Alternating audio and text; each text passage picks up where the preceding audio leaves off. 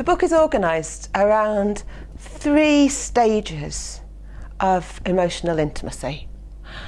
There's a section on love in which I ask questions about how people fell in love, who they fell in love with, to what extent social differences framed people's experiences of falling in love. Differences such as class and religious difference, for example. I'm also interested in authenticity. How do people know that they were actually in love? And what did it mean? What did they think that they should get out of a romantic relationship? And what did they get out of those relationships? In the second part of the book, I look at courtship.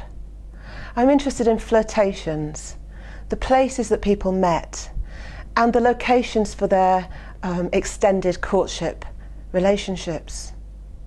I'm interested in financial exchange, the question of who should pay for courtship, and crucially, what it meant if somebody paid for you to go into the cinema or to go into a dance.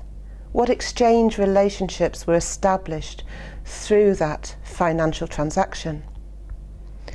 I'm also interested in sexual exchange, how that's negotiated, where the tensions lay across the mid-20th century, and how these were resolved between courting couples.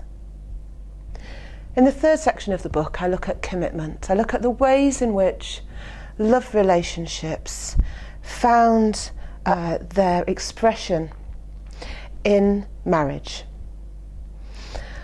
The mid-20th century was a period when marriage was more popular than ever before, or indeed since. Some people have referred to it as a golden age of marriage, and to some extent this is true. More people were marrying than ever before, and they were doing so at increasingly younger ages. Indeed, there were concerns about the youth at which young people were marrying. Is this too young for girls to wed?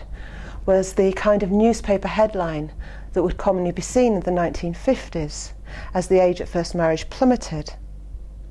During wartime, there were concerns about the too hasty marriage, as young people decided to marry in the face of overwhelming danger and anxiety about what the future would bring.